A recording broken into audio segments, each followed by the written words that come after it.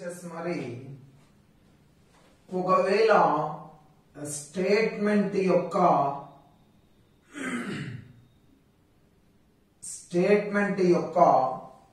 Subject స్థానంలో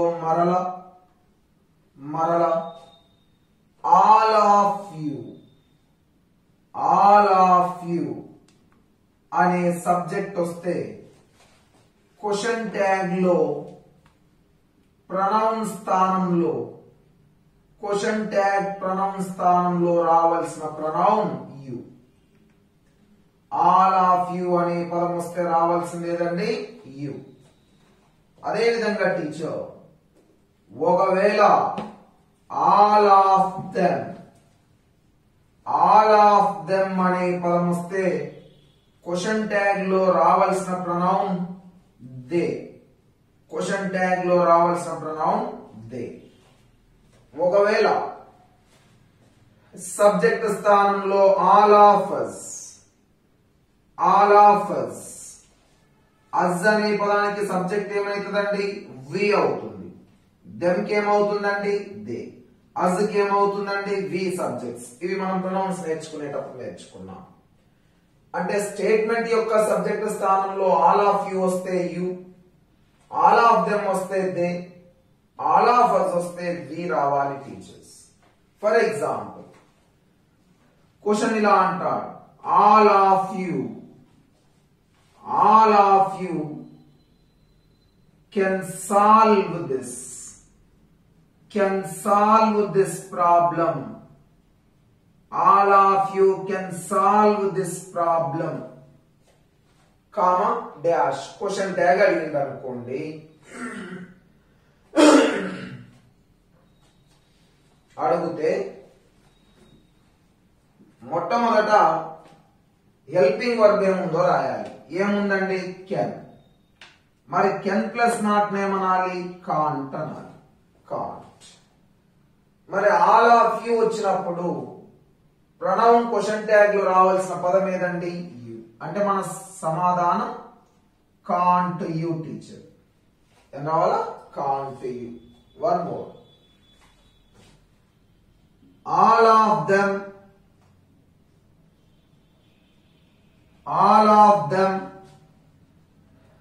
can solve అని ఇచ్చాడు అనుకోండి. All of them can solve. మరల కెన్ ప్లస్ నాట్ ఏమవుతుంది కాంట్. మరి ఆల్ ఆఫ్ దెమ్ అనేది సబ్జెక్ట్ స్థానంలో వస్తే క్వశ్చన్ ట్యాగ్ యొక్క ప్రొనౌన్ స్థానంలో ఏం రావాలి టీచర్ దే. అంటే ఏమొస్తుంది teacher can't they. One more, same ఇలాగే అడిగాడు అనుకుందాం, all of us can do. Can plus not అంటే కాంట్ టీచర్. మరి ఆల్ ఆఫ్ అస్ మనలో అందరూ ఆల్ ఆఫ్ అస్ అని వస్తే రావాల్సిన సబ్జెక్ట్ వి. అంటే సమాధానం ఏం రావాలా కాంట్ వి. కాబట్టి మీ కన్ఫ్యూజన్ అంతా ఏముంటదంటే ఐవియు దే ఈ షీట్ ఇస్తే అదే రాస్తారు, కానీ సబ్జెక్ట్ స్థానంలో ఆల్ ఆఫ్ దెమ్ ఇస్తే ఏం రాయాలబ్బా, ఆల్ ఆఫ్ అస్ ఇస్తే ఏం రాయాలి అన్నటువంటి సందేహం ఉంటుంది. కాబట్టి క్వశ్చన్ ట్యాగ్ లో నిన్ను కన్ఫ్యూజ్ చేసేది వాక్యం యొక్క సబ్జెక్ట్ ఏమి ఇచ్చినప్పుడు క్వశ్చన్ ట్యాగ్ యొక్క ప్రొనౌన్ ఏం రావాలి అనే అంశం చాలా ముఖ్యమైన అంశం టీచర్. మరలా సబ్జెక్ట్ స్థానంలో మోస్ట్ ఆఫ్ యు అనే పదం వస్తే క్వశ్చన్ ట్యాగ్ లో రావాల్సిన ప్రొనౌన్ యు. ఒకవేళ సబ్జెక్ట్ స్థానంలో మోస్ట్ ఆఫ్ దెమ్ అనే పదం వస్తే రావాల్సిన ప్రొనౌన్ దే. ఒకవేళ సబ్జెక్ట్ స్థానంలో సమ్ ఆఫ్ us అనే పదం వస్తే రావాల్సిన ప్రొనౌన్ వి. అంటే ఇక్కడ ఆబ్జెక్ట్ వస్తే దాని యొక్క సబ్జెక్ట్ ను తీసుకుంటున్నాం. మళ్ళీ ఒక్కసారి మోస్ట్ ఆఫ్ యు వస్తే రావాల్సింది ఏదండి యు. మోస్ట్ ఆఫ్ దెమ్ అంటే ఏం రావాలి teacher they. Some of us అనే సబ్జెక్ట్ వస్తే ఏం రావాలండి వి. ఎగ్జాంపుల్ టీచర్, ఉదాహరణకు నేను ఇలా అంటున్నా, most of you are honest. Most of you are honest. మీలో చాలా మంది చాలా నిజాయితీ పరులు అంటారు. ఫస్ట్ క్వశ్చన్ ట్యాగ్ అంటే హెల్పింగ్ వర్బ్ రాయాలి. హెల్పింగ్ వర్బ్ ఏముందండి ఆర్. నాట్ ఉందా టీచర్ లేదు, కాబట్టి నాట్ కలపాలి ఆర్ంట్. మోస్ట్ ఆఫ్ యూ వస్తే రావాల్సిన ప్రొనౌన్ ఏంటి టీచర్ యు, ఆర్ంట్ యు. మరల second verb most of them. Most of them don't know. Most of them don't know this. Most of them don't know this. Helping verb ఏముంది teacher do. Don't అంటే helping verb do కదా, do రాసాం. Already not ఉంది కాబట్టి not కలపకూడదు. Most of them వస్తే రావాలి teacher they. అంటే మన సమాధానం do they. One more, most of us have come. Some of us తీసుకుందాం. మోస్ట్ ఆఫ్ us వచ్చినా వి అని రావాలి. Some of us have come. మరి have అనే హెల్పింగ్ వర్బ్ నాట్ లేదు కాబట్టి have అంటూ వి. ఎందుకు మోస్ట్ ఆఫ్ us వస్తే as కు సబ్జెక్ట్ వి. అంటే teacher most of you statement యొక్క సబ్జెక్ట్ స్థానంలో వస్తే క్వశ్చన్ ట్యాగ్ ప్రొనౌన్ లో యు. మోస్ట్ ఆఫ్ దెమ్ వస్తే క్వశ్చన్ ట్యాగ్ ప్రొనౌన్ స్థానంలో దే. సమ్ ఆఫ్ us వస్తే క్వశ్చన్ ట్యాగ్ యొక్క సబ్జెక్ట్ స్థానంలో వి రావాలి టీచర్. ఎప్పుడైనా కరెక్షన్ ఆఫ్ ది సెంటెన్స్ అడగడానికి గాని, అప్లికేషన్ మెథడ్ అడగడానికి గాని, రేపు ప్రొఫిషియన్సీ టెస్ట్ లో ఒకవేళ డెప్త్ గా ప్రశ్నలు అడిగినప్పుడు గాని 4 వాక్యాలు ఇచ్చి సరి అయిన వాక్యాన్ని సరికాని వాక్యాన్ని ఎంచుకోండి అన్నప్పుడు ఇలాంటి సబ్జెక్ట్ స్థానాల మీద బిట్స్ అడగొచ్చు టీచర్. కాబట్టి మనం చాలా జాగ్రత్తగా అబ్జర్వ్ చేయాలి. ఏమొచ్చినప్పుడు ఏమొస్తుంది అనే అంశాన్ని మనం గమనించాలి. టీచర్స్ ఒక ఇంపార్టెంట్ నోట్, మళ్ళీ సబ్జెక్ట్స్ గురించి చెప్తున్నాను, మరల సబ్జెక్ట్స్ గురించే చెప్తున్నాను. ఒక ఇంపార్టెంట్ నోట్ గమనిద్దాం. ఒకవేళ సబ్జెక్ట్ స్థానంలో either of, neither of, each of అనే పదాలు వస్తాయి. అంటే చూద్దాం. either of,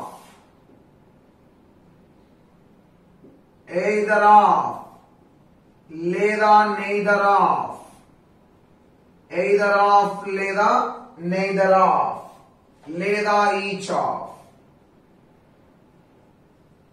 టీచర్స్ మీకు గుర్తుందని నేను భావిస్తున్నా, మళ్ళీ ఒకసారి చెప్తున్నా. ఎయిదర్, నెయిదర్, ఈచ్ అనే పదాల పక్కన ఆఫ్ వస్తే ఎయిదర్, నెయిదర్, ఈచ్ అనే 3 పదాలు డిస్ట్రిబ్యూటివ్ ప్రొనౌన్స్ అవుతాయని చెప్పాను. ఏ ప్రొనౌన్స్? Distributive pronouns. అక్కడ నేను ఒక ఇంపార్టెంట్ రూల్ చెప్పాను ప్రొనౌన్స్ లో, డిస్ట్రిబ్యూటివ్ ప్రొనౌన్ దగ్గర. ఏదైనా ఒక వాక్యంలో either of, neither of, each of అనే పదాలు వస్తే వాటి పక్కన ప్లూరల్ సబ్జెక్టు రావాలని చెప్పాను, గుర్తుందా? ప్లూరల్ సబ్జెక్ట్ రావాలి. ఏం రావాలండి? ప్లూరల్ సబ్జెక్ట్ కదా. అంటే ఉదాహరణకి each of them, each of them, each of పక్కన దెమ్ ప్లూరల్. మరి ప్లూరల్ వచ్చింది ఇక్కడ సబ్జెక్ట్ అంటే క్వశ్చన్ ట్యాగ్ లో రావాల్సిన ప్రొనౌన్ ఏదండి? దే కదా. లేదా దీనినే ఇలా ఇస్తాడండి, ఈచ్ ఆఫ్ ది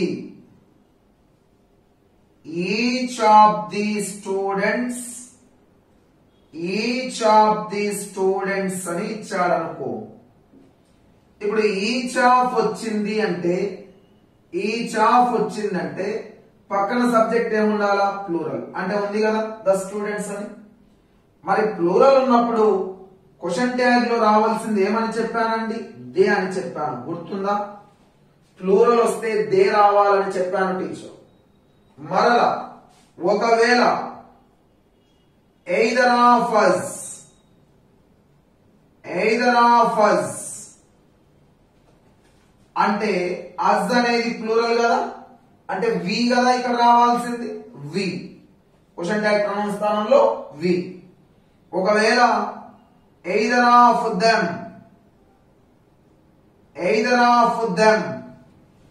ప్లూరల్ కదా, అప్పుడు ఏం రావాలండి? దే. ఏం రావాలి టీచర్? దే. ఒకవేళ either of you వస్తే యూఏ రావాలి టీచర్. either of you వస్తే ఏం రావాలంటున్నా? యూఏ రావాలి. ఒకవేళ ఈచ్ ఆఫ్ అస్ అనే పదం వస్తే అస్కు సబ్జెక్ట్ ఏంటండి? వి. ఒకవేళ ఈచ్ ఆఫ్ యూ వచ్చింది అనుకోండి టీచర్, రావాల్సింది కూడా ఏంటండి? యు. ఏం రావాలా? యు. అంటే ఈచ్ ఆఫ్ యూ వస్తే క్వశ్చన్ ట్యాగ్ యొక్క ప్రొనౌన్ స్థానం యు. ఈచ్ ఆఫ్ అస్ వస్తే వి. ఈచ్ ఆఫ్ దెమ్ వస్తే దే. ఈచ్ ఆఫ్ ద పక్కన ప్లూరల్ వచ్చిన they. Each of us we. Each either of them they. either of you you. ఒకవేళ ఇలా అనొచ్చు, either of the teachers అంటే either of వస్తే పక్కన ఏం రావాలి? ప్లూరల్. మరి ప్లూరల్ వస్తే క్వశ్చన్ ట్యాగ్ ఏం రావాలండి? దే రావాలి. దే. జాగ్రత్తగా గమనించాలి ప్రతి ఒక్క అంశాన్ని. ఈచ్ తో వస్తే నిజానికి మన నియమం either of, neither of, each of వస్తే ఖచ్చితంగా పక్కన ప్లూరల్ రావాలి. ఈచ్ ఆఫ్ యు అని వస్తే క్వశ్చన్ ట్యాగ్ ప్రొనౌన్ స్థానంలో యు. ఈచ్ ఆఫ్ అస్ అనే పదానికి సబ్జెక్ట్ వి, ఇలా గుర్తుపెట్టుకుంటాం. ఈచ్ ఆఫ్ దెమ్ కు సబ్జెక్ట్ దే, ఇలా గుర్తుపెట్టుకుంటాం. Each of the students, each of పక్కన ప్లూరల్, స్టూడెంట్స్ అనేది ప్లూరల్ కాబట్టి దే. either of us కు subject we. either of them కు subject they. either of you కు subject you. either of teachers అనేది ప్లూరల్ వస్తే రావాలి దే రావాలి. మరలా neither. ఒకవేళ neither of you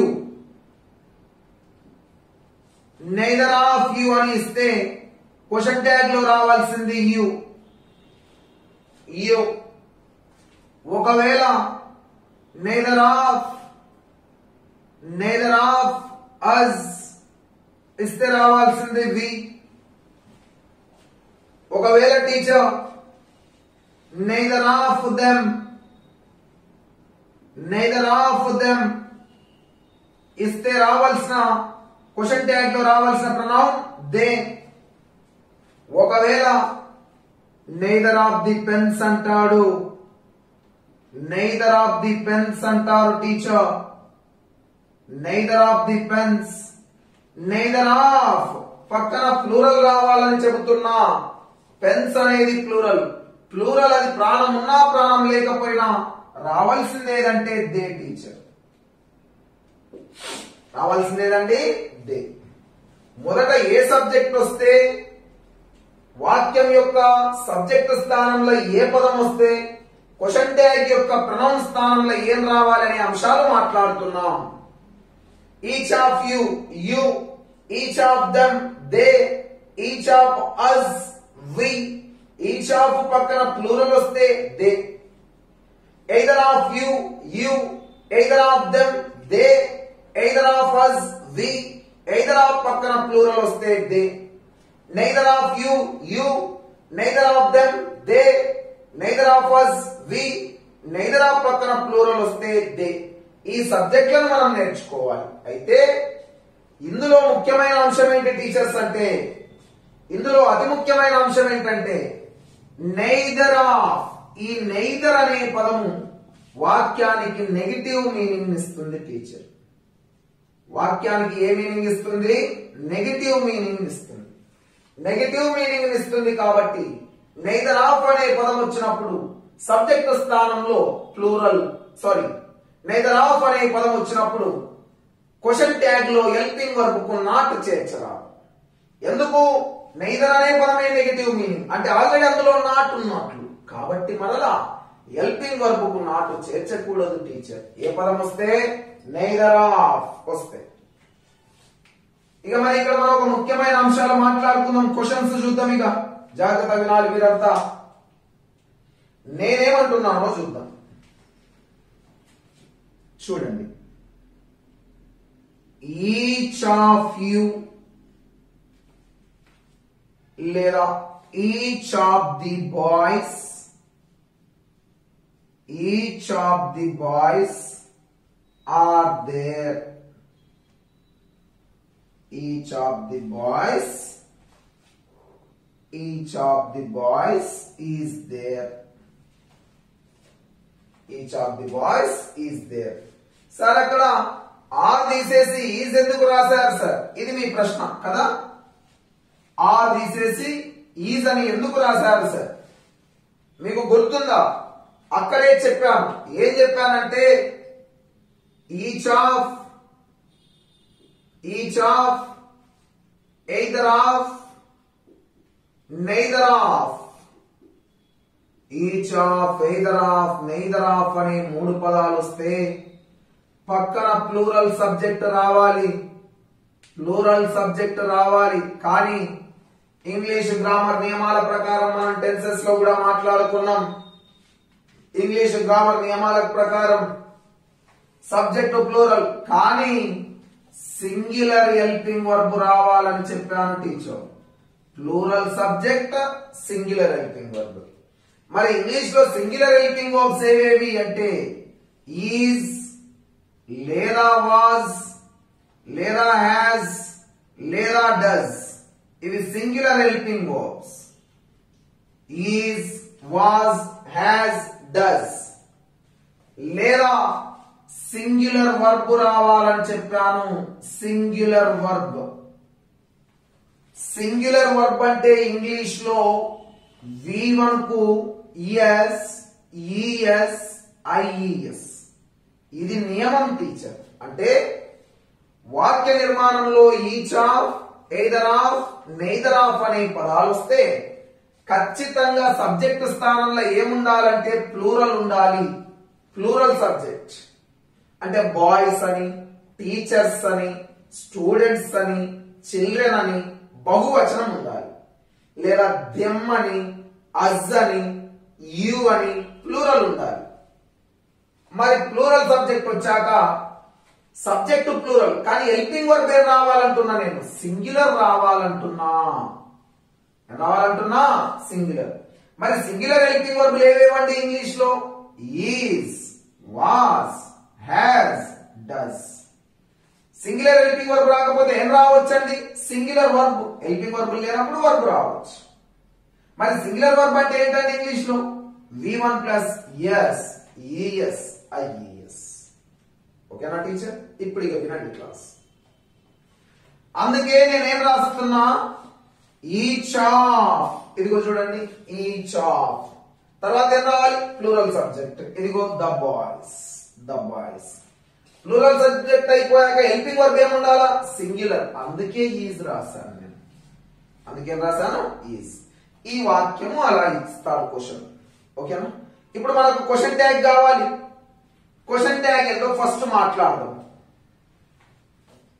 మరి each of the boys, each of పక్కన ప్లూరల్ వస్తే, ఈచ్ ఆఫ్ పక్కన ప్లూరల్ వస్తే మరి రావాల్సింది ప్రొనౌన్ ఏంటండి?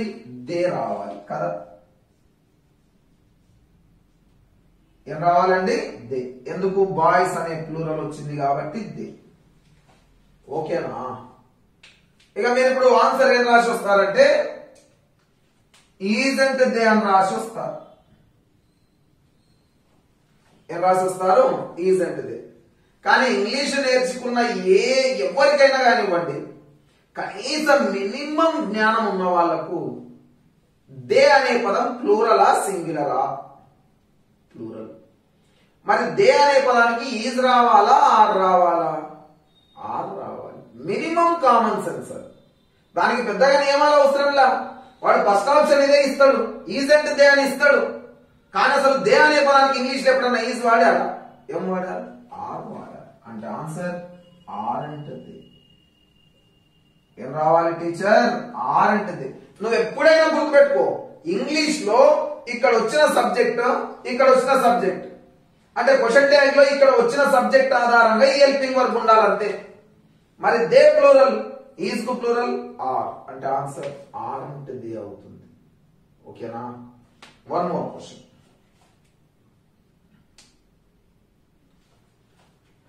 One more. ఏమంటున్నాను చూడండి. ఇలా అన్నాను, each of them was coming. Each of them was coming. మరి మీకు తెలుసు each of them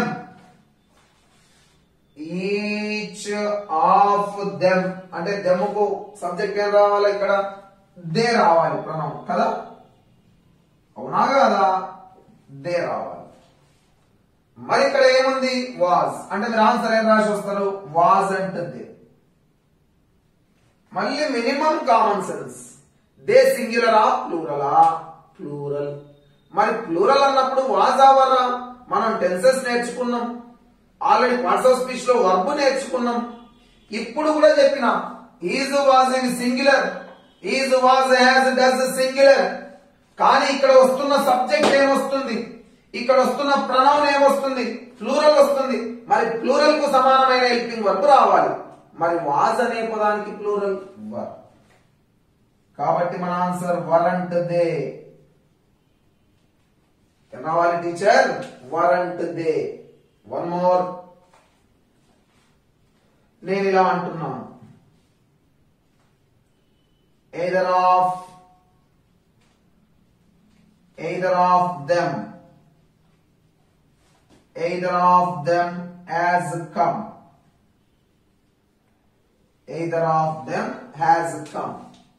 నాకు చిన్న మాట చెప్పండి. either of them వస్తే, them వస్తే రావాల్సింది ఏదండి? ప్రొనౌన్ స్థానంలో దే. ఏం రావాలా? దే. అంటే ఇప్పుడు మీరు ఆన్సర్ ఏం రాసి వస్తారు? హెల్పింగ్ వర్బ్ హ్యాస్ ఉంది కాబట్టి హ్యాస్ అంటే దే అని రాస్తారు. కానీ దే సింగులరా ప్లూరలా? ప్లూరల్. కానీ హ్యాస్ ఏమైతుంది? సింగులర్. కాబట్టి మనకు ప్లూరల్ రావాలా సింగులర్ రావాలా? ప్లూరల్ రావాలి. మరి హ్యాస్ కు ప్లూరల్ ఏమైతుందండి? హ్యావ్. కాబట్టి హ్యావ్ అంటే దే. మినిమం కామన్ సెన్స్ అండి. అంటే మీకు ఈజీ ఒక మాట చెప్పనా? ఇక వినండి, జాగ్రత్తగా వినండి.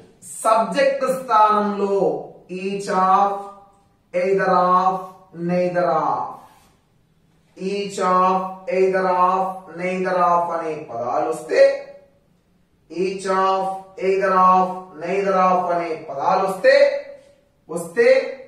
స్టేట్మెంట్ లో ఈజ్ ఉంటే క్వశ్చన్ ట్యాగ్ లో ఆర్ రావాలి. ప్రశ్నలో ఈజ్ ఉంటే సమాధానంలో ఆర్. ప్రశ్నలో వాజ్ ఉంటే సమాధానంలో వర్ రావాలి. ప్రశ్నలో హ్యాజ్ ఉంటే సమాధానంలో హ్యావ్ రావాలి. ప్రశ్నలో డస్ ఉంటే సమాధానంలో డూ రావాలి. సమాధానంలో డూ. అంటే ప్రశ్నలో V1 కు ఎస్ ఈఎస్ ఐఈఎస్ ఉంటే డూ రావాలి. ఈ నియమాలు మీరు ఎక్కడ నేర్చుకున్నారు తెలుసా? యథావిధిగా క్వశ్చన్ ట్యాగ్ లో సంబడి, సమ్వన్, సమ్ గుర్తుందా? Somebody, everybody, everyone, anybody, anyone అనే పదాలు వచ్చినప్పుడు కూడా, బడి లేదా వన్ వచ్చినప్పుడు కూడా సేమ్ నియమం. స్టేట్మెంట్ లో ఈజ్ వస్తే క్వశ్చన్ ట్యాగ్ లో ఆర్, స్టేట్మెంట్ లో వాజ్ వస్తే క్వశ్చన్ ట్యాగ్ లో వర్, స్టేట్మెంట్ లో హ్యాస్ వస్తే క్వశ్చన్ ట్యాగ్ లో హ్యావ్, స్టేట్మెంట్ లో V1 కి ఎస్ వస్తే క్వశ్చన్ ట్యాగ్ లో డూ. యథావిధిగా మీరు somebody, everybody, someone, everyone, anybody, anyone దగ్గర నేర్చుకున్నారు టీచర్. అంటే each of, either of, neither of ఎక్కడొచ్చినా సరే ప్రశ్నలో ఈజ్ వస్తే సమాధానంలో ఆర్, ప్రశ్నలో వాజ్ వస్తే సమాధానంలో వర్, ప్రశ్నలో హ్యాస్ వస్తే సమాధానంలో హ్యావ్. ఓకేనా? ఇక మనం మాట్లాడుకోవాల్సిన మరొక అంశం ఏంటంటే నెయిదర్ అనే పదం వస్తే పాజిటివ్ అంటున్నానా నెగిటివ్ అంటున్నానా? నెగిటివ్. నెయిదర్ ఆఫ్, నెయిదర్ అనే పదము నెగిటివ్ మీనింగ్ ఇస్తుంది టీచర్. నెయిదర్ అనే పదం ఏ మీనింగ్ ఇస్తుంది? Negative meaning. నెగిటివ్ మీనింగ్ ఇస్తుంది కాబట్టి క్వశ్చన్ ట్యాగ్ లో హెల్పింగ్ వర్బ్ ఏం చేర్చరాదు? నాట్ను చేర్చరాదు టీచర్. ఏం చేర్చరాదు? నాట్. అందుకే చూడండి వాడిలా అంటాడు, neither of pens is red, neither of pens is red. మరి నేను మాట చెప్పిన, ఈచ్ వచ్చినా, ఎయిదర్ వచ్చినా, నెయిదర్ వచ్చినా క్వశ్చన్ లో ఈజ్ వస్తే సమాధానంలో ఏం రావాలన్నాను? ఆర్ కదా. Each of, either of, neither of వస్తే ప్రశ్నలో ఈజ్ వస్తే సమాధానంలో ఆర్. నైదర్ అంటే ఆల్రెడీ ఏమున్నట్లు? నాట్. కాబట్టి ఆర్ నాట్ కలుపుతామా? కలపము. పెన్స్ అంటే సింగులరా ప్లూరలా? ప్లూరల్. ప్లూరల్ వస్తే ఏం రావాలి? దే. అంటే are they. Neither of pens is red అనే పదానికి question tag are they. One more, ఇలా అంటాడు, neither of students supports me. Neither of students supports me. Supports అంటే V1 కి ఏం కలిపాడు? ఎస్. ఇప్పుడు చూద్దాం, మీరు అంతా చూడాలి. నెయిదర్ ఆఫ్ అనే పదం వచ్చి V1 కు ఎస్ ఈఎస్ ఐఈఎస్ వస్తే నిన్ను నేను ఏం తీసుకోమన్నాను? డూ తీసుకోమన్నాను. ఆల్రెడీ నెయిదర్ అంటే నాట్ ఉంది కాబట్టి నాట్ కలపొద్దు. స్టూడెంట్స్ అంటే దే, అంటే డూ దే. ఏం రావాలి టీచర్? Do they. కాబట్టి నేనేమంటున్నా, ఏమీ లేదు, ఇది సబ్జెక్ట్ ఇక్కడ V1 కి ఎస్ అంటే మధ్యలో డస్ ఉన్నట్లు. డస్ సింపుల్ ప్రెజెంట్ టెన్స్ ప్రకారం V1 ఎస్ మధ్యలో డస్ ఉన్నట్లు. కానీ ప్లూరల్ వస్తే క్వశ్చన్ ట్యాగ్ ఏం రావాలి? దే. మరి సింపుల్ ప్రెజెంట్ టెన్స్ లో ఐవియు దే వచ్చినప్పుడు సబ్జెక్ట్ V1 మధ్యలో డూ ఉంటది. ఐవియు దే వస్తే సబ్జెక్ట్ V1 మధ్య డూ. ఈ షీట్ వస్తే కదా డస్. కానీ ఇక్కడ ఈ షీట్ ఉందా? లేదు. ఏముంది? దే. దే అనే పదానికి డస్ రాస్తావా? డూ రాస్తావా? డూ రాస్తావు. నెయిదర్ అంటే కలపాల, నాట్ కలపకూడదు. అంటే అల్టిమేట్ గా నాకు చెప్పు సార్ అంటే each of, either of, neither of అనే పదాలు వస్తే క్వశ్చన్ ట్యాగ్ లో ప్రశ్నలో ఈజ్ ఉంటే క్వశ్చన్ ట్యాగ్ లో ఆర్ రావాలి. ప్రశ్నలో వాజ్ ఉంటే క్వశ్చన్ ట్యాగ్ లో వర్ రావాలి. ప్రశ్నలో యాజ్ ఉంటే క్వశ్చన్ ట్యాగ్ లో హ్యావ్ రావాలి. ప్రశ్నలో V1 కు ఎస్ ఈఎస్ ఐఎస్ ఉంటే క్వశ్చన్ ట్యాగ్ లో డూ రావాలి. అయితే నెయిదర్ అనే పదం ఆల్రెడీ నెగిటివ్ మీనింగ్ ను కలిగి ఉంటుంది కాబట్టి నెయిదర్ అనే పదము ఎక్కడైతే వాక్యములో ఉంటుందో అప్పుడు క్వశ్చన్ ట్యాగ్ లో హెల్పింగ్ వర్బ్ కు నాటును చేర్చరాదు. ఇది మనకున్నటువంటి సబ్జెక్ట్స్ మరియు రావాల్సినటువంటి క్వశ్చన్ ట్యాగ్ లో రావాల్సిన ప్రొనౌన్స్. చాలా జాగ్రత్తగా చదువుకోవాలి. ఇవన్నీ చదువుకోకపోతే ఏమైతుందంటే ప్రశ్న ఈజీగా ఇస్తే ఓకే, కానీ రేపు ప్రొఫిషియన్సీ టెస్ట్ జరిగి ఒకవేళ వడపోత కార్యక్రమం చేయాలని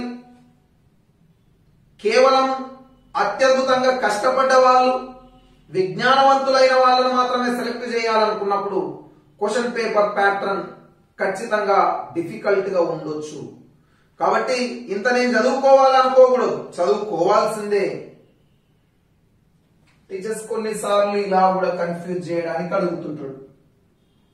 సబ్జెక్ట్ స్థానంలో యువర్ ఫాదర్ అని వస్తే దానికి బదులుగా రావాల్సినటువంటి ప్రొనౌన్ హీ, ఎందుకంటే నాన్నగారు మాస్క్యులైన్ జెండర్. మళ్ళీ మీరు యు రాసి రావద్దు. ఉదాహరణకు your father is a teacher అని ఇస్తాడు. ఈజంట్ హీ రావాలి. ఒకవేళ యువర్ మదర్ అని ఇస్తే యువర్ మదర్ అని ఇస్తే రావాల్సింది షీ. ఏం రావాలి టీచర్? షీ. ఒకవేళ అలా కాకుండా యువర్ ఫాదర్ అండ్ మదర్ ఇస్తే రావాల్సింది దే, ఎందుకంటే అమ్మా నాన్నలు ఇద్దరు, ప్లూరల్ దే. వన్ మోర్, ఒకవేళ ఇలా ఇచ్చాడు అనుకుందాం, యువర్ బ్రదర్ అండ్ సిస్టర్ అని ఇవ్వచ్చు. యువర్ బ్రదర్ అండ్ సిస్టర్ అని ఇస్తే కూడా అన్నయ్య చెల్లెమ్మ లేదా అక్కయ్య తమ్ముడు ఇద్దరు, కాబట్టి ఏం రావాలా? దే రావాలి టీచర్, దే. కొన్నిసార్లు మనల్ని కన్ఫ్యూజ్ చేయడానికి ఇలా ఇస్తాడు, గోవా అండ్ తెలంగాణ అంటే ఇక్కడ రెండు రాష్ట్రాలు అంటే అది ప్లూరల్, కాబట్టి దే రావాలి. మీరు ఇటు రాయకూడదు, ప్లూరల్ ఎక్కడొచ్చినా దే. ఒకవేళ ఇలా అంటాడు, రాము అండ్ రాజు అంటాడు. రాము రాజులు ఇద్దరు, ప్లూరల్, కాబట్టి దే రావాలి. మ్యాంగోస్ అన్న దేనే రావాలి, డాల్ఫిన్స్ దేనే రావాలి, నోట్ బుక్స్ దేనే రావాలి, ప్లూరల్ ఏదొచ్చినా దేనే, ట్రీస్ దేనే రావాలి, ప్లూరల్ ఏమైనా రానివ్వండి దే రావాలి టీచర్. మీకు ఆల్రెడీ టెన్సెస్ లో చెప్పాను. ఇలా అంటాడు, the manager and the secretary అంటాడు టీచర్. మరి మేనేజర్ అనేది కామన్ నౌన్ అని చెప్పాను, సెక్రటరీ అనేది కూడా కామన్ నౌన్ అని చెప్పాను టీచర్. రెండింటి ముందర దా వచ్చింది, వచ్చి అండ్ అనే కంజంక్షన్ చేత కలపబడింది, అది ప్లూరల్ అని చెప్పాను మీకు. రెండింటి ముందర దా వచ్చి అండ్ చేత కలపబడితే ప్లూరల్, కాబట్టి రావాల్సింది ఏది టీచర్? దే. ఏం రావాలండి? దే రావాలి, బహువచనం. అలా కాకుండా ద మేనేజర్ అండ్ సెక్రటరీ అని ఒకటే పదాన్ని ఇస్తే, ఇప్పుడు ఒకటే దాని ముందు దా వచ్చి సెక్రటరీ ముందు దా రాలేదండి, అప్పుడు మేనేజరే సెక్రటరీ పని చేస్తున్నాడని చెప్పాను, అప్పుడు ఇది సింగులర్ అవుతుంది teacher. The manager and secretary ఏమవుతుందండి? సింగులర్. కాబట్టి మరి మేనేజర్ అనేది కామన్ నౌన్, మగ ఆడ చెప్పలేము. సెక్రటరీ అనేది కూడా కామన్ నౌన్, మగ ఆడ చెప్పలేము టీచర్. మరి ఇప్పుడు కామన్ నౌన్స్ వచ్చినప్పుడు మొదటి ప్రాధాన్యత దేనికి ఇవ్వమని చెప్పాను? హీ. మొదటి ప్రాధాన్యత దేనికండి? హీ అనే ఆప్షన్ లేకపోతే దేనికి ఇవ్వమన్నాను? షీ. కాబట్టి రెండింటి ముందు దా వస్తే ప్లూరల్, కాబట్టి దే. టెన్సెస్ లో చెప్పానండి. అంటే సబ్జెక్ట్ మిమ్మల్ని కన్ఫ్యూజ్ చేయడానికి అనేక రకాలుగా అడుగుతుంటాడు టీచర్. ఏ రకంగా అడిగినా కన్ఫ్యూజ్ కావద్దు. ప్లూరల్ అయ్యిందంటే దే. ఒకవేళ ఇంకేమైనా ఇచ్చాడా ఆలోచించుకొని మాస్కులైనా ఫెమినైనా కామనా, న్యూటర్ జెండరా, అసలు ఏమి ఇచ్చాడు, ఆ సబ్జెక్ట్ వస్తే క్వశ్చన్ ట్యాగ్ లో ఏ ప్రొనౌన్ రావాలో చూసుకొని సమాధానానికి ఇవ్వాలి. టీచర్స్, ఇంతసేపు మనం స్టేట్మెంట్ యొక్క సబ్జెక్ట్ స్థానంలో ఏ పదం వస్తే క్వశ్చన్ ట్యాగ్ యొక్క ప్రొనౌన్ స్థానంలో ఏమి రావాలి అనే అంశాలు మాట్లాడుకున్నాం. మరి ఇప్పుడు నేనేమంటున్నా, స్టేట్మెంట్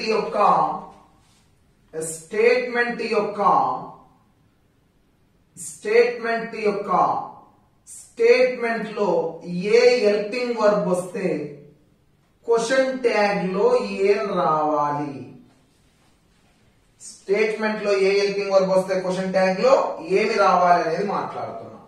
ఫస్ట్ వన్ చూడండి టీచర్, జాగ్రత్తగా వింటూరండి. యామ్ అనే పదము స్టేట్మెంట్ లో వస్తే చాలా ఇంపార్టెంట్, ఇది చాలా ఇంపార్టెంట్, చాలా సార్లు పెట్టండి. యామ్ అనే పదం వస్తే రావలసిన క్వశ్చన్ ట్యాగ్ ఆర్ఎంట్ ఐ, అంతే.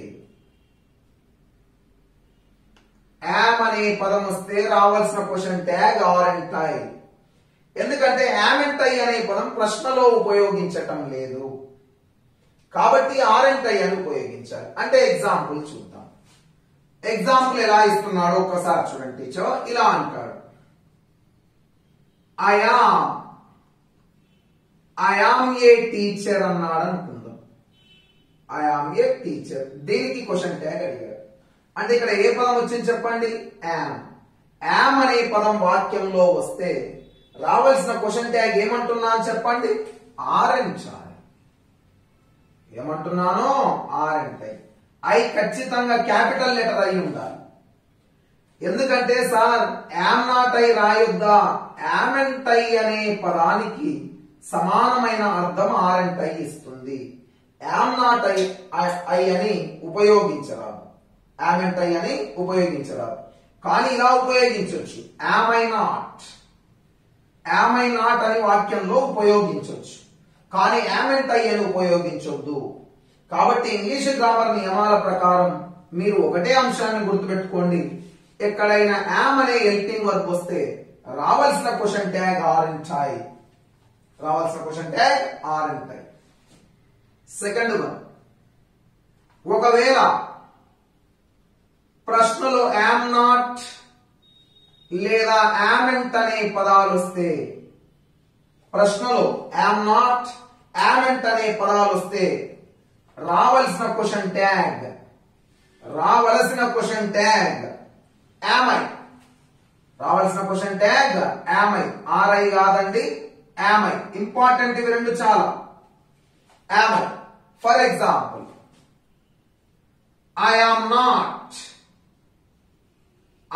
Not a doctor, I am not a doctor అని ఇచ్చాడనుకో, యామ్ నాట్ అనే పదం వచ్చింది. ఇదిగో యామ్ నాట్ అనే పదం వస్తే రావాల్సిన క్వశ్చన్ ట్యాగ్ ఏం చెప్తున్నానండి, యామ్ ఐ. రావాలి టీచర్, యామ్ ఐ రావాలి టీచర్, యామ్ ఐ. నెక్స్ట్ మళ్ళీ చెప్తున్నా, ఓన్లీ యామ్ వచ్చింది అనుకోండి question tag ఆర్ఎంట్ I.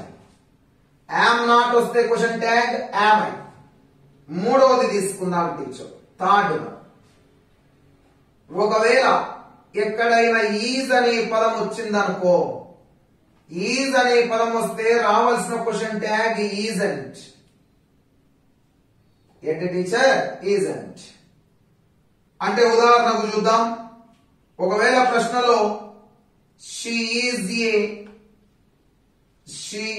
A clever, she is a clever girl అని ఇచ్చాడు అనుకో, she is a clever girl.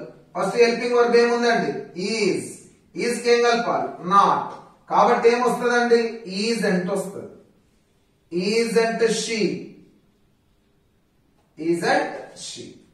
మరి అదే విధంగా ఇంకో అంశం చెప్తున్నాను, ఒకవేళ ప్రశ్నలో ఈజ్ నాట్ గాని లేదా ఈజంట్ గాని వస్తే నీ యొక్క క్వశ్చన్ ట్యాగ్ లో రావాల్సింది ఈజ్. ఎందుకు, ఆల్రెడీ నాట్ ఇచ్చాడు కాబట్టి మనం నాట్ రాయాల్సిన అవసరం లేదు టీచర్. అంటే ఒకవేళ ఎగ్జాంపుల్ తీసుకుంటే ఇలా అన్నాడు అనుకుందాం, she is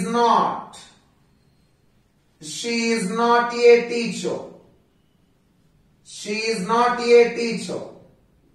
క్వశ్చన్ ట్యాగ్ చెప్పమంటే ఈజ్ ఆల్రెడీ నాట్ ఉంది కాబట్టి మన సమాధానం ఈజ్ ఇటు రావాలి, షీ ఇటు వెళ్ళాలి. క్వశ్చన్ మార్క్ అంటే ఈజ్ షీ. ఏమొస్తా teacher? Is she.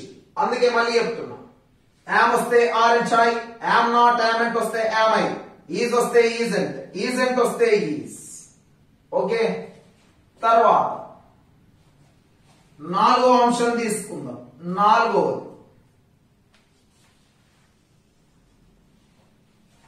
Fourth one ఏంటంటే ఆర్ అనే పదం వస్తే రావాల్సిన క్వశ్చన్ ట్యాగ్ ఆరెంట్. రావాల్సిన క్వశ్చన్ ట్యాగ్ ఆరెంట్. అంటే ఒకవేళ ఉదాహరణ తీసుకుంటే they are players. They are players. First helping verb ఏముందో చెప్పండి. ఆర్ కి ఏం కలపాలి టీచర్? నాట్. అంటే ఏమవుతుంది? Aren't they. అందుకే ఆర్ వస్తే ఆరెంట్. అలా కాకుండా ప్రశ్నలో ఆరెంట్ వస్తే, స్టేట్మెంట్ లో ఆరెంట్ లేదా ఆర్ నాట్ వస్తే క్వశ్చన్ ట్యాగ్ లో మీ సమాధానం ఆర్ రావాలి. మీ సమాధానం ఏం రావాలి? Are. For example, we are not students. We are not students అని ఇచ్చాడు అనుకో టీచర్. ఆర్ నాట్, ఇక్కడ హెల్పింగ్ వర్బ్ ఏముంది? ఆర్. నాట్ ఉంది కాబట్టి నాట్ అవసరం లేదు. ఆర్ వి అంటే ఆర్ నాట్ వస్తే ఆర్ వి, ఆర్ వస్తే ఆరెంట్. ఐదవ అంశం మాట్లాడదాం. ఐదవ అంశం, ప్రశ్నలో ఎక్కడైనా వాజ్ వస్తే వజంట్. వాజ్ వస్తే వజంట్. ఉదాహరణకు teacher, he was a student. He was a student అని ఇస్తే క్వశ్చన్ ట్యాగ్ లో మన సమాధానం వాజ్ వస్తే రావాలంటున్నా wasn't. wasn't he. అలా కాకుండా ఒకవేళ wasn't లేదా was not వస్తే, ప్రశ్నలో was not వస్తే క్వశ్చన్ ట్యాగ్ లో was రావాలి. క్వశ్చన్ ట్యాగ్ లో ఏం రావాలి? was. ఫర్ ఎగ్జాంపుల్ తీసుకుంటే టీచర్, ఎగ్జాంపుల్ తీసుకుంటే she was not a student. She was not a student అన్నాడు అనుకుందాం. అంటే was నాట్ ఉంది కాబట్టి మనం తీసుకోవాల్సింది was, తర్వాత she. was she. ఏమన్నా టీచర్? was she. ఇక ఆరో అంశం మాట్లాడదాం. ఆరోది ఏంటంటే were. am, is, are, was, were. Were. Teacher only were వస్తే రావాల్సిన క్వశ్చన్ ట్యాగ్ వరంట్. ఉదాహరణ తీసుకుంటే you were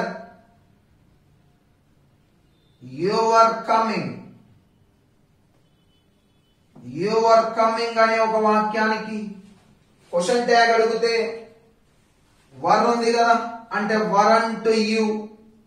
వర్ వస్తే నాట్ కలుపుతాం, వరంట్ యు క్వశ్చన్ ట్యాగ్. అలా కాకుండా టీచర్ ఒకవేళ వరంట్ వస్తే లేదా వర్ నాట్ వస్తే రావాల్సిన క్వశ్చన్ ట్యాగ్ వర్. రావాల్సిన క్వశ్చన్ ట్యాగ్ వర్. ఉదాహరణకి they were not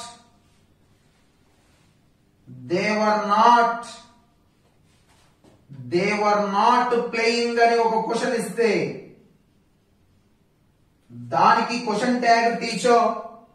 already work not ఉంది కాబట్టి మన సమాధానం వర్ దే. వర్ నాట్ ఉంటే రావాల్సింది వర్. అంటే వాళ్ళు పాజిటివ్ ఇస్తే మనం నెగటివ్, వాళ్ళు నెగటివ్ ఇస్తే మనం పాజిటివ్ రాయాలి టీచర్. ఈ ఆధారంగా మనం ముందుకెళ్లాల్సి ఉంటుంది. వీటి ఆధారంగా am, is, are, was, were అనే అంశాల గురించి మనం మాట్లాడుకున్నాం ఇంతసేపు.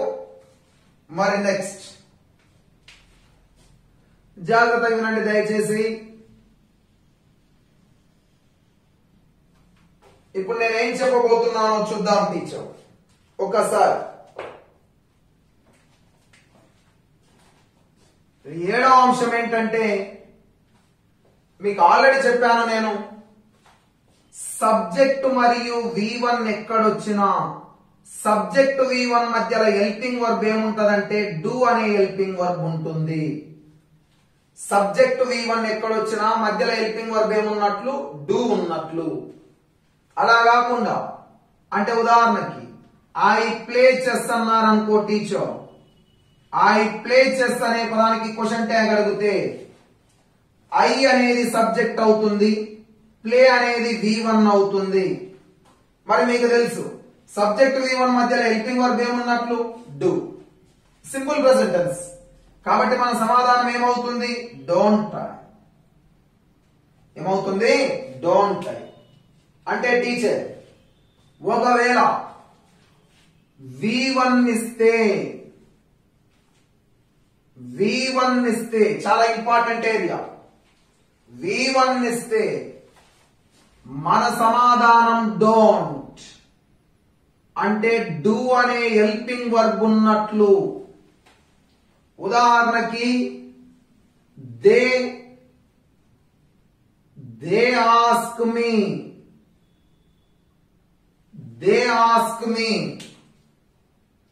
టీచర్. దే అనేది సబ్జెక్ట్, ఆస్క్ అనేది V1, మధ్యలో డూ అనే హెల్పింగ్ వర్బ్ ఉన్నట్లు మనం ఊహించాలి. కాబట్టి మన సమాధానం డోంట్ దే. సబ్జెక్ట్ V1 మధ్య డూ అనే హెల్పింగ్ వర్బ్ ఉంటుంది టీచర్. నెక్స్ట్ ఒకవేళ అలా కాకుండా ఒకవేళ ప్రశ్నలోనే డూ ఉంటే క్వశ్చన్ ట్యాగ్ లో సమాధానం డోంట్. క్వశ్చన్ ట్యాగ్ లో సమాధానం డోంట్. ఉదాహరణ తీసుకుందాం టీచర్. ఉదాహరణకి they do homework daily. They do homework daily. ఒక్కసారి మనం దీన్ని తీసుకుంటే దే అనేది సబ్జెక్ట్, డూ అనేది V1, హోంవర్క్ అనేది ఆబ్జెక్ట్. మీకు ఆల్రెడీ నేను ఒక మాట చెప్పిన, సబ్జెక్ట్ కు కుడి వైపున డూ వస్తే డూ అనేది V1 మెయిన్ వర్బ్ అవుతుందని చెప్పాను. సబ్జెక్ట్ కుడి వైపున డూ వస్తే సింపుల్ ప్రెజెంట్ టెన్స్ లో డూ మెయిన్ వర్బ్ అవుతుంది, V1 అవుతుంది అని చెప్పాను. మరి ఇది సబ్జెక్ట్, ఇది V1, మరి మధ్యలో హెల్పింగ్ వర్బ్ ఏమున్నట్లు మళ్ళీ డూ అనే హెల్పింగ్ వర్బ్ ఉన్నట్లు. కాబట్టి డూ అనే పదం వస్తే answer don't. Don't they. Do అనే పదం వస్తే డోంట్ దే. ఇది సబ్జెక్ట్, కుడి వైపున V1 వస్తే డూ అనే హెల్పింగ్ వర్బ్ అంటే మళ్ళీ మధ్యలో ఇది సబ్జెక్ట్ దే. సబ్జెక్ట్ కుడి వైపున డూ వస్తే V1 అనేది మెయిన్ వర్బ్. ఇది సబ్జెక్ట్, ఇది V1, మధ్యలో డూ అనే హెల్పింగ్ వర్బ్ ఉంటది అని చెప్పిన. కాబట్టి మన ఆన్సర్ డోంట్ దే. అది రీజన్, సింపుల్ ప్రెజెంట్ టెన్స్ అది. అలా కాకుండా టీచర్ ఒకవేళ డోంట్ అనే పదం ఉంటే క్వశ్చన్ ట్యాగ్ లో రావాల్సింది డూ. క్వశ్చన్ ట్యాగ్ లో రావాల్సింది డూ. ఉదాహరణకి ఐ డోంట్ గో దేర్ అనే పదానికి క్వశ్చన్ ట్యాగ్ అడిగితే మరి డోంట్ లో డూ అనేది హెల్పింగ్ వర్బ్ కదా, కాబట్టి డోంట్ వస్తే డూ రావాలి. నాట్ ఆల్రెడీ ఇచ్చాడు కాబట్టి చేర్చకూడదు. ఇక మిగిలిందేది డూ ఐ ఏం రావాలి టీచర్? Do I. ఇది 7th వన్. ఇది మనం అంతా సింపుల్ ప్రెజెంట్ టెన్స్ లో నేర్చుకున్నాం ఆల్రెడీ. ఇక మిగిలింది 8th వన్, డస్ గురించి మాట్లాడదాం. మీకు మాట చెప్పిన సింపుల్ ప్రెజెంట్ టెన్స్ లో సబ్జెక్ట్ మరియు V1 plus S ES IES ల మధ్య, సబ్జెక్ట్ మరియు V1 ఎస్ ఈఎస్ ఐఈఎస్ ల మధ్య హెల్పింగ్ వర్బ్ ఏమున్నట్లంటే డస్ అనే హెల్పింగ్ వర్బ్ ఉన్నట్లు. సింపుల్ ప్రెజెంట్ టెన్స్ లో subject V1 S ES IES మధ్య ఏమున్నట్లు? Helping verb does. కాబట్టి ఒకవేళ వాక్యాన్ని ఇలా రాసామనుకో, షీ ప్లేస్ చెస్ అనే పదానికి క్వశ్చన్ ట్యాగ్ అడిగితే టీచర్ షీ అనేది సబ్జెక్ట్, ప్లేస్ అంటే V1 కు ఎస్, చెస్ అంటే ఆబ్జెక్ట్. ఇది సబ్జెక్ట్, ఇది V1 కి ఎస్, మధ్యలో హెల్పింగ్ వర్బ్ ఏది? డస్. కాబట్టి మన సమాధానం డజంట్ షీ అవుతుంది. ఏమవుతుంది టీచర్? Doesn't she. అంటే ఒక్కసారి చూద్దాం. చూడండి టీచర్, జాగ్రత్తగా వినాలి అంతా. 8th వన్, V1 కు ఎస్ ఈఎస్ ఐఈఎస్ ఉంటే, V1 కు ఎస్ ఈఎస్ ఐఈఎస్ ఉంటే రావలసిన క్వశ్చన్ ట్యాగ్ డజంట్. ఏంటి టీచర్? డజంట్. ఉదాహరణ చూద్దాం. ఉదాహరణ, ఈ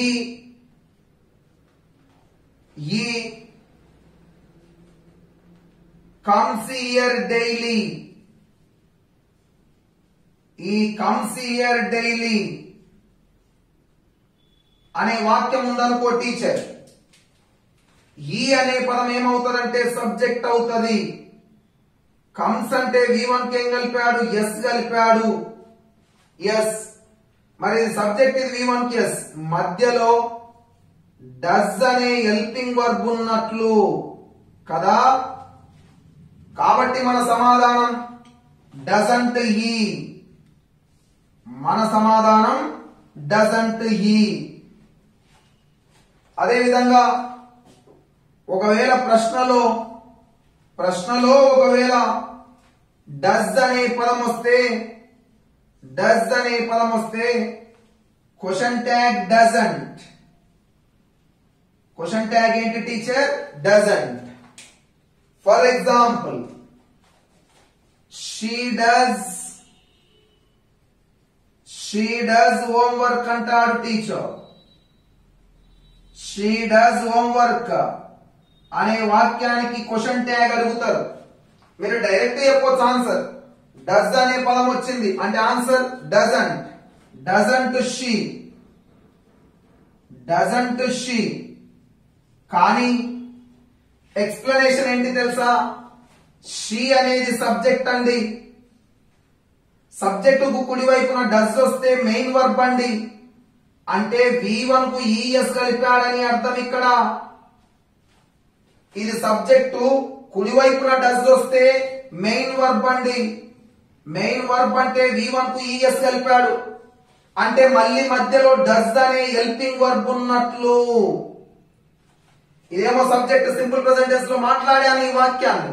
ఇది సబ్జెక్ట్, కుడి వైపున డస్ వస్తే V1 ప్లస్ ఈఎస్ అంటే మెయిన్ వర్బ్. ఇది సబ్జెక్ట్ V1 ఈఎస్, మధ్యలో మళ్ళీ డస్ అనే హెల్పింగ్ వర్బ్ ఉన్నట్లు. అందుకు మన సమాధానం ఏమైతుంది? డజంట్ షీ అవుతుంది టీచర్. ఒకవేళ డజంట్ అనే పదం వస్తే రావలసిన క్వశ్చన్ ట్యాగ్ డస్. ఎలాగో చూద్దాము teacher. For example he does not లేదా he doesn't play chess అని ఇచ్చాడనుకుంటే ఇక్కడ డజంట్ ఉంది. డజంట్ వస్తే రావాలి డస్ హీ రావాలి టీచర్ డస్ హీ. కాబట్టి చాలా క్లియర్ గా చెప్తున్నా, సబ్జెక్ట్ V1 మధ్యలో డూ అనే హెల్పింగ్ వర్బ్ ఉన్నట్లు అది మనమే గుర్తించాలి. ఓకేనా? కాబట్టి V1 వస్తే డోంట్, డూ వస్తే డోంట్ వస్తే డూ, V1 SES అంటే డస్ ఉన్నట్లు కాబట్టి డజంట్, డస్ వస్తే డజంట్ వస్తే డస్. మళ్ళీ ఇంకా కొన్ని ఉన్నాయి, మొత్తం 24 హెల్పింగ్ వర్బులు కదా, మాట్లాడుకుందాం 1 by 1. టీచర్స్ యాక్చువల్గా 8th one రాస్తున్నా, ఆల్రెడీ అక్కడ లాస్ట్ 8th one రాశాను, కానీ హెల్పింగ్ వర్బుల్లో am, is, are, was, were, do, does, ఇది 8వది డిడ్ అలా తీసుకుంటున్నా. మరి 8th one చూడండి, క్వశ్చన్ ఒకవేళ ఇలా అన్నాడు, ఐ బ్రోక్ చైర్స్ అన్నాడు. I broke chairs. టీచర్స్ ఒక మాట, ఐ అనేది సబ్జెక్ట్ కదా, బ్రోక్ అంటే బ్రేక్, బ్రోక్, బ్రోకెన్, బ్రోక్ అంటే V2 కదా, ఇది ఆబ్జెక్ట్. మరి మీకు తెలుసు సబ్జెక్ట్ మరియు V2ల మధ్య డిడ్ అనే హెల్పింగ్ వర్బ్ ఉంటుంది కదా. సింపుల్ పాస్ట్ టెన్స్ అండి. సింపుల్ పాస్ట్ టెన్స్ లో సబ్జెక్ట్ V2 మధ్య హెల్పింగ్ వర్బ్ ఏదండి? డిడ్. కాబట్టి మన ఆన్సర్ డిడెంట్ ఐ. ఏమొస్తుంది టీచర్? Didn't I. అంటే ఎక్కడైనా సరే ఒకవేళ V2 వస్తే మనకు క్వశ్చన్ ట్యాగ్ లో రావాల్సింది డిడ్. కాబట్టి నాట్ లేకపోతే నాట్ కలిపితే డిడెంట్ అని రాస్తాము టీచర్. ఏం రాస్తాము? డిడెంట్. V2 వస్తే సబ్జెక్ట్ V2 మధ్య డిడ్ అనే హెల్పింగ్ వర్బ్ ఉన్నట్లు. కాబట్టి example, I taught English.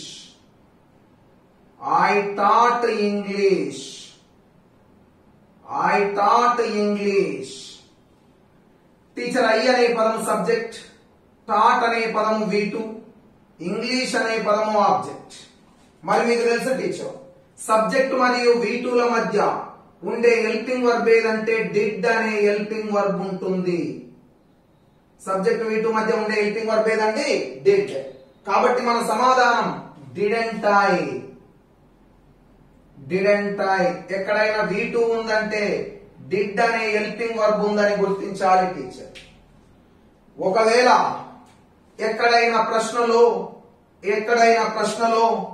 Did అనే పదం ఉంటే రావలసిన question tag didn't. For example teacher, ఉదాహరణకు నేను ఇలా అన్నాను, she did her work.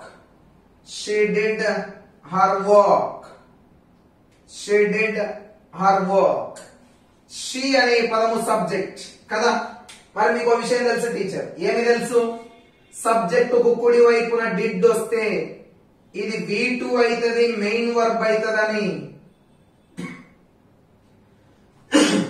Subject కుడి వైపున డిడ్ వస్తే V2 మెయిన్ వర్బ్ అవుతుందని చెప్పాను. మరి ఇది సబ్జెక్ట్, ఇది V2, మధ్యలో హెల్పింగ్ వర్బ్ ఏమున్నట్లు? డిడ్ అనే హెల్పింగ్ వర్బ్ ఉన్నట్లు. మధ్యలో హెల్పింగ్ వర్బ్ ఏమున్నట్లు? డిడ్ అనే హెల్పింగ్ వర్బ్ ఉన్నట్లు. కాబట్టి మన సమాధానం ఏమవుతుందంటే డిడెంట్ షీ. ఏమవుతుంది టీచర్? Didn't she. ఇది సబ్జెక్ట్ కుడి వైపున V2 వస్తే డిడ్ వస్తే V2 మెయిన్ వర్బ్ అంటే మధ్యలో హెల్పింగ్ వర్బ్ ఏమున్నట్లంట? డిడ్ అనే హెల్పింగ్ వర్బ్ ఉన్నట్లు. మరలా ఇది మెయిన్ వర్బ్ అండి, మధ్యలో ఉండేది మనకు కనిపించకుండా ఉండేది హెల్పింగ్ వర్బ్. కాబట్టి డిడెంట్ షీ. ఒకవేళ డైరెక్ట్ ఏంటంటే డిడ్ వస్తే డిడెంట్ అని రాయండి. ఈ గ్రామర్ అంతా ఎందుకులే కానీ డిడ్ వస్తే డిడెంట్. ఓకేనా? నెక్స్ట్ వన్, ఒకవేళ ఎక్కడైనా డిడెంట్ వస్తే మనకు రావాల్సింది ఏదంటే డిడ్ టీచర్ క్వశ్చన్ ట్యాగ్ లో ఏం రావాలి? డిడ్. ఫర్ ఎగ్జాంపుల్ క్వశ్చన్ ఇలా అన్నాడు, ఏమన్నాడు? they didn't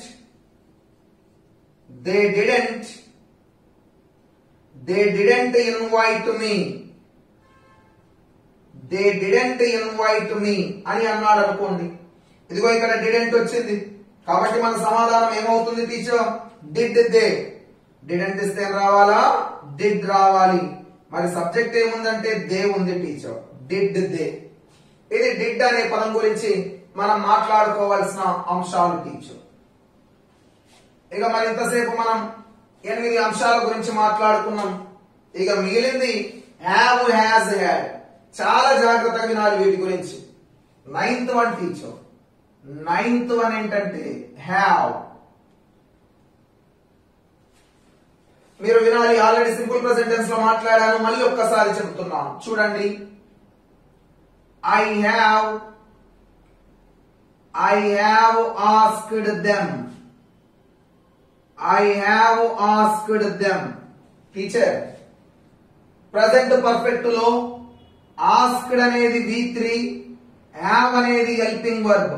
మీకు ఒక మాట చెప్పిన, హ్యావ్ పక్కన V3 వస్తే హ్యావ్ అనేది హెల్పింగ్ వర్బ్ అవుతుంది.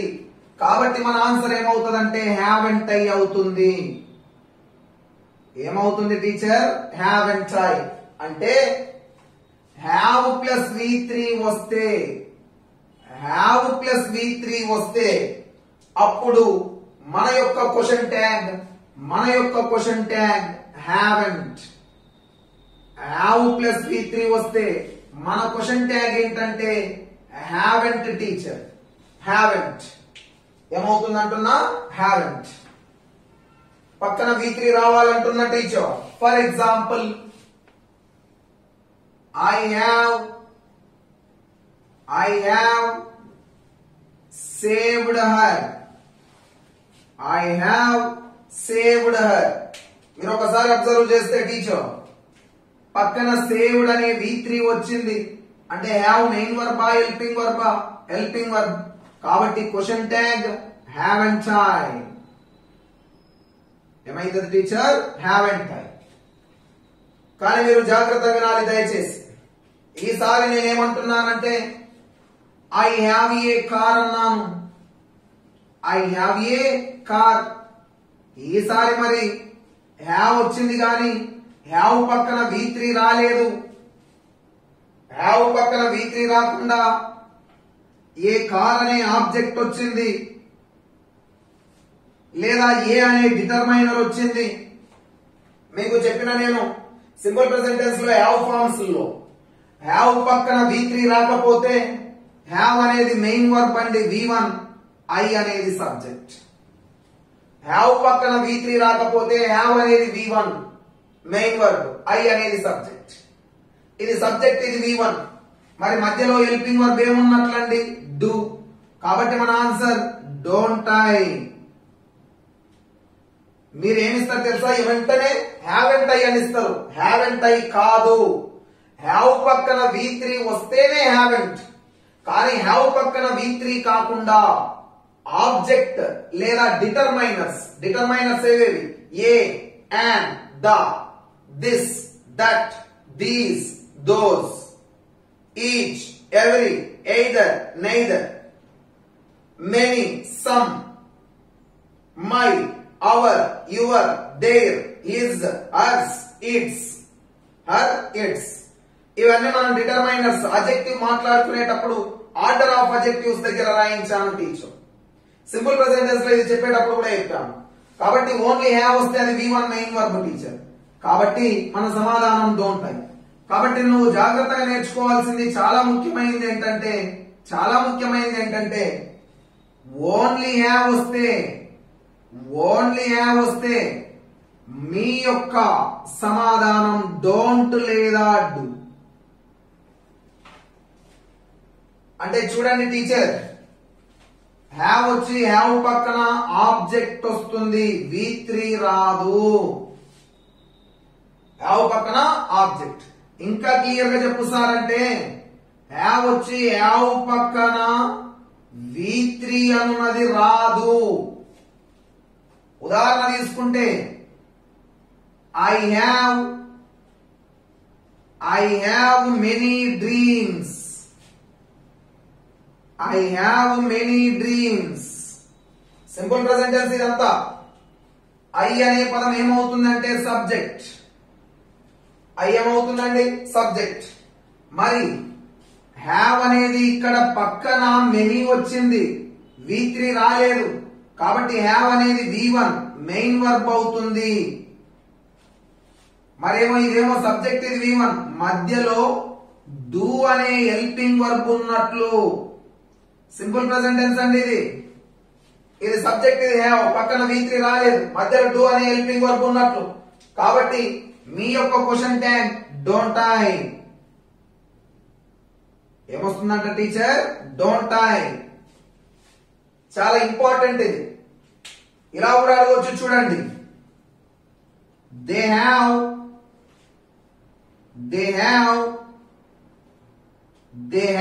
ఏ broken mirror. They have a broken mirror. Confuse కావద్దు టీచర్, ఇది కూడా సింపుల్ ప్రెసెంట్ టెన్స్. ఎందుకు? దే అనేది సబ్జెక్ట్, హ్యావ్ పక్కన V3 రాలేదు, ఏ వచ్చింది, కాబట్టి హ్యావ్ అనేది V1. హ్యావ్ అనేది V1 అంటే ఇది సబ్జెక్ట్, ఇది V1, మధ్యలో డూ అనే హెల్పింగ్ వర్బ్ ఉన్నట్లు. డూ అనే హెల్పింగ్ వర్బ్. కాబట్టి మీ answer don't they. Don't they. కాబట్టి మళ్ళీ చెప్తున్నా, హ్యావ్ పక్కన V3 ఉంటేనేమో మీ సమాధానం హ్యావెంట్ అనేది క్వశ్చన్ ట్యాగ్. హ్యావ్ పక్కన V3 రాకుండా ఇంకేమైనా రానివ్వండి, ఏ గాని మెనీ గాని సమ్ అనే పదాలు వచ్చినప్పుడు హ్యావ్ అనేది V1 మెయిన్ వర్బ్, మరి సబ్జెక్ట్ V1 మధ్యలో డూ అనే హెల్పింగ్ వర్బ్ ఉంటది. ఇది సింపుల్ ప్రెసెంట్ టెన్స్ లో మాట్లాడుకున్నాం టీచర్, చాలా important. Next 10th one. Has plus V3 అనుకోండి. హ్యాజ్ ప్లస్ V3 వస్తే ఇది కూడా ఇంపార్టెంట్. మీ సమాధానం హ్యాజంట్. హ్యాజ్ ప్లస్ V3 వస్తే మీ సమాధానం హ్యాజంట్. ఫర్ ఎగ్జాంపుల్ ఇలా అంటాడు టీచర్, ఏమంటాడు? She has bought a car. BOUGHT. She has bought a car అన్నాడు. ఇప్పుడు హ్యాజ్ వచ్చింది, హ్యాజ్ అనేది హెల్పింగ్ వర్బ్, పక్కన బై, బాట్, హ్యావ్ ఫార్మ్స్ పక్కన వచ్చేవి V3. అంటే హ్యాజ్ పక్కన V3 వస్తే మనకేం రావాలంటున్నాను? సమాధానం హ్యాజంట్ రావాలి టీచర్. ఏం రావాలా? Hasn't she. అంటే చూడండి, యాజ్ పక్కన V3 వస్తే యాజ్ అనేటటువంటి పదం ఏమవుతుంది అంటే హెల్పింగ్ వర్బ్ అవుతుంది టీచర్. యాజ్ అనే పదం ఏమవుతుంది? Helping verb. క్వశ్చన్ ట్యాగ్స్ నియమాల ప్రకారం హెల్పింగ్ వర్బ్ ఏం కలపాలి? నాట్ కలపాలి. యాజ్ పక్కన V3 వస్తే, ఉదాహరణకు he has broken a chair. He has broken a chair.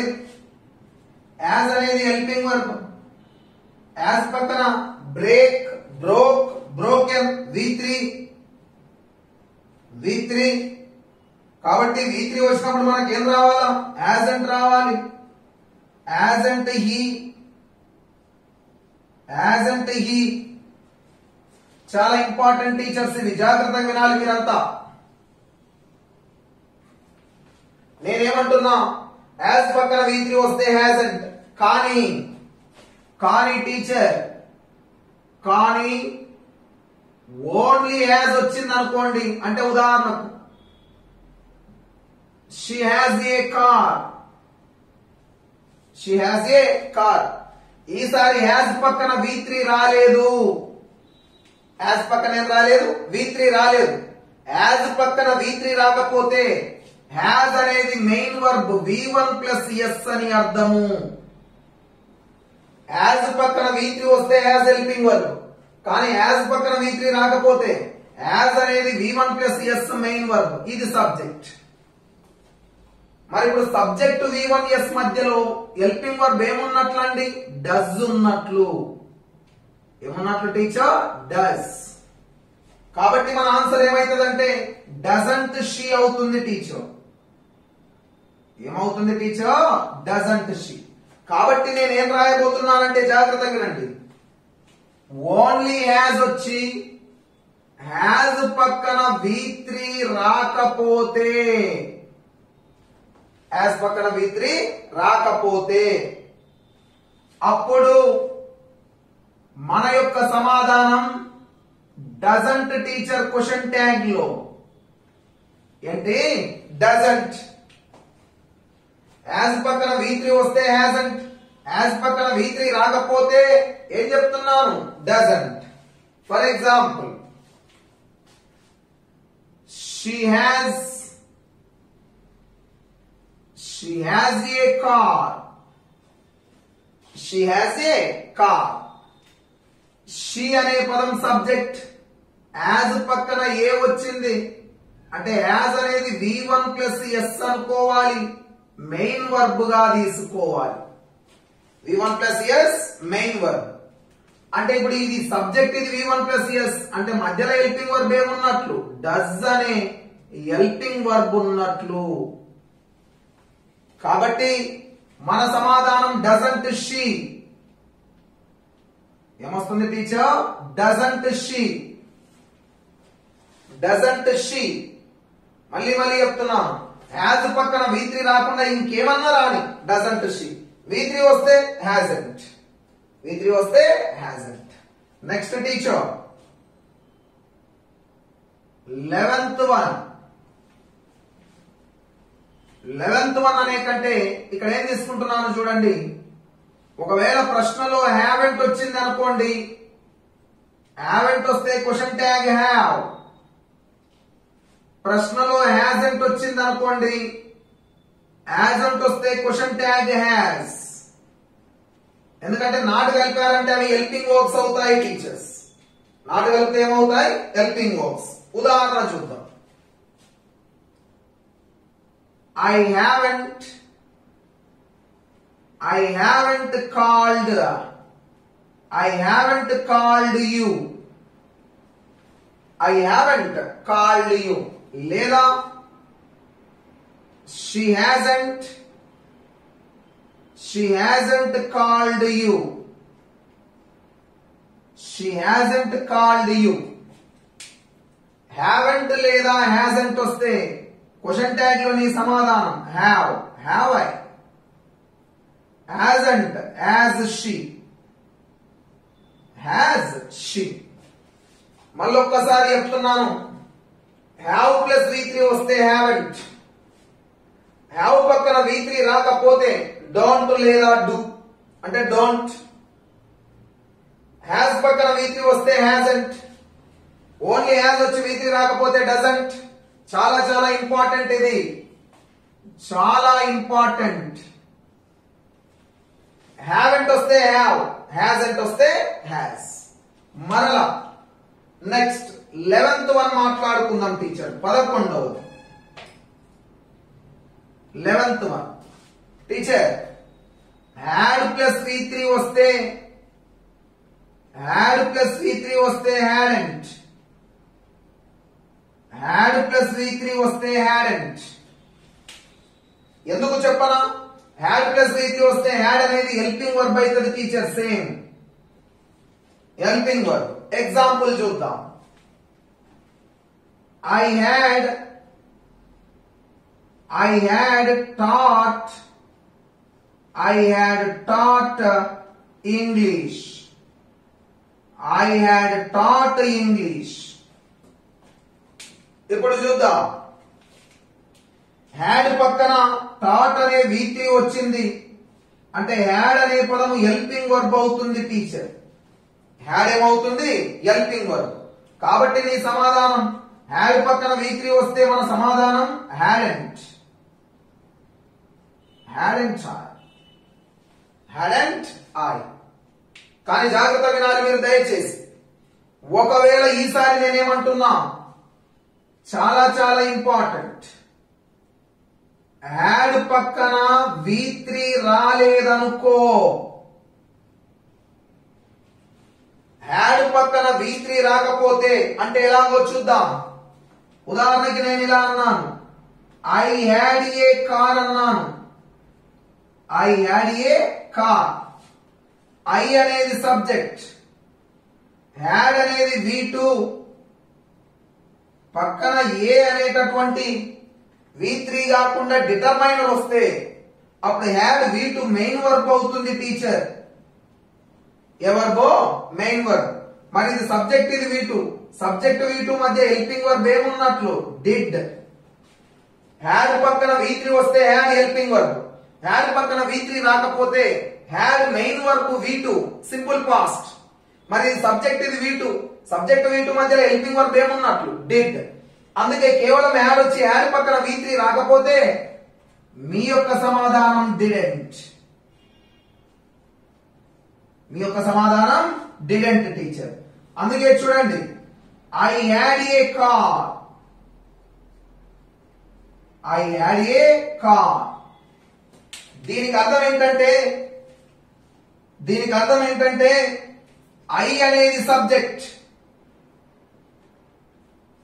Had అనేది V2 మెయిన్ వర్బ్, పక్కన ఏ అనే డిటర్మైనర్ వచ్చింది. మరి సబ్జెక్ట్ V2 మధ్య డిడ్ అనే హెల్పింగ్ వర్బ్ ఉన్నట్లు, డిడ్ అనే హెల్పింగ్ వర్బ్. అందుకే మన question tag didn't I. Didn't I. Had పక్కన V3 రాకపోతే హ్యాడ్ అనేది మెయిన్ వర్బ్ V2 అండి. హ్యాడ్ అనేది ఏమంటున్నా? Main verb V2. ఓకేనా? అప్పుడు మన సమాధానం ఏం రావాలా? డిడెంట్. చాలా ఇంపార్టెంట్ ఇది. నెక్స్ట్, ఒకవేళ హ్యాడెంట్ వస్తే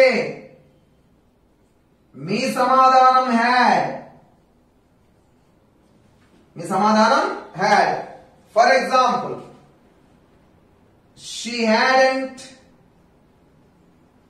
she hadn't eaten.